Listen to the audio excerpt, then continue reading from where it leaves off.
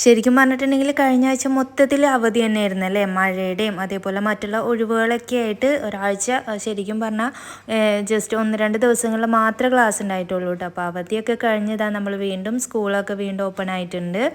അപ്പോൾ ഇന്ന് ഇതാ കുട്ടീസിൻ്റെ ലഞ്ച് ബോക്സിലേക്ക് എന്തൊക്കെയാണ് കൊടുത്തു വിട്ടേന്ന് നോക്കാം കേട്ടോ. അപ്പോൾ ഇന്ന് പതിവ് പോലെ തന്നെ അതാ ചോറാണ് ആക്കി കൊടുക്കുന്നത്. ഫസ്റ്റ് അയറാടെ ലഞ്ച് ബോക്സിലേക്ക് കുറച്ച് ചോറ് വെച്ച് കൊടുക്കുന്നുണ്ട്.